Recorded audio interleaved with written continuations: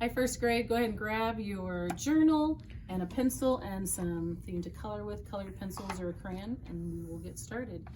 Go ahead and find page 195. Today we are starting something different. So I'm kind of excited. I looked at it. It's kind of like our number line that you were working with Miss Beth, I believe, a little before. Now we're going to use subtraction in it. So we were using it for addition. Now we're going to work on subtraction.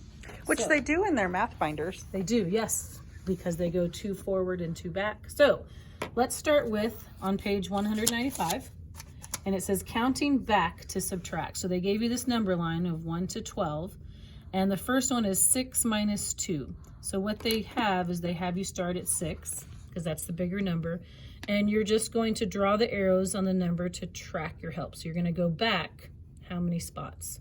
2. 1, 2, and what do you land on? 4. So let's do another one. Number 2 is 11 minus 1. So you're going to find 11, which they've already found for you here, and you're going to subtract 1. So you're going to go backwards 1, and what's your answer? 10. Some of you might have been able to just do the mental math for it, but still show how this number line works and practice it, so that way when you get to one that you don't know mental math for, you know how to practice it. So this one you'll start, we'll do these first 4 together since they kind of have it already. 5, so you start at 5, minus 1, so you go backwards 1, and what's your answer? 4. All right, let's do the last one. 12 is where we start, and you're going to subtract 3. 1, 2, 3, and what's our answer? 9.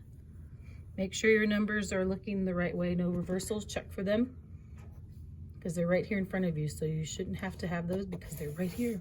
Do the same here. Find that first number 6, go backwards, subtracting 1, and find the answers. And for the whole page, you have here from 5 to 12. Down here from 9 to 12, they have it just set up differently, where the 5 is on top and the 3, and then this is the equal sign. And you'll write your answer here. So you'll find 5, and you'll subtract 3. 1, 2, 3. Okay, so it's just a little different setup. Instead of a cross, it's in columns. All right, let's turn the page. This one we've done before because it's just reviewing some concepts, adding the numbers for the 10 frame, write the numbers from least to greatest, and then here is adding, and then here is a subtraction number. How many all together, how many crossed off, how many left. All right, now this one, this next page, is counting on to subtract. So you're going to color the track to show the lesser number, so the smaller number. So between 11 and 9, which is the smaller number. If you said 9, you're correct. So they colored all the way to 9. And then you're going to jump to the greater number. So you're going to find 9, and the greater number is 11, and you're going to jump to 11. How many jumps did you make?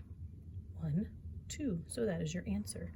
So they're just showing you another way that you can find out an answer to a subtraction problem. So let's do the next one together. You do the counting on way where you show them from 9, 10, 11. Oh yes, so you can do that. So yes, so like we did with the jumping, you're counting on. So you have 9, and then you do 10, 11. And so if you didn't have, for example, if you didn't have a number line with you and you counted on and you're like, okay, 9 to 11. So 9, 10, 11 shows you 2 ways. So you can do that. So it's just counting on instead of counting all the different numbers. It goes quicker. So let's do this one together. Which is our smaller number, the 8 or the 7? Hopefully you said quickly 7, so I'm going to color these in from 1 to 7 because that is our smaller number. I'm going light with my black here so we can see the numbers. All right, and then we go to 8. So we're going to count on 7, 8. How many jumps did I make? 1, so that is our answer. So that's what you're doing on that page, and then down here below, down here below is just set up differently like before, where you have the 10 on top, so you'll do the smaller number, and you can use these tracks above. Maybe you can color below, like for example, this one's 10, so I can color here, and then I know I'm going to count, lesser number. It's a good thing I used a pencil, to 9, and then you're going to jump to 10. Somehow like that. However you want to make it work, or maybe you don't need to. You can do on the top and the bottom just like the other ones. Or you can use, like I said, counting on. So you have 9 and then you count up to 10 and it's 1. So those are some different ways, or you can use counters as well. All right, the second page is just more review. Adding to addition facts. So you've got 7 plus 8, and then 8 plus 7, and find the answer, how many altogether. Write the number of dimes and pennies. Here you're adding, 3 plus 1 or 13 plus 1, so you're adding 10 to your answer. So let me show you. 3 plus 1 is 4. 13 plus 1, if you'll notice, they added that 1 in front, which makes it a group of 10. So 13 plus 1 is 14. So look at that. They just added 10, but it just looks like 13. So it's a little tricky, but it's just adding 10 and changing that from a 4 to a 14.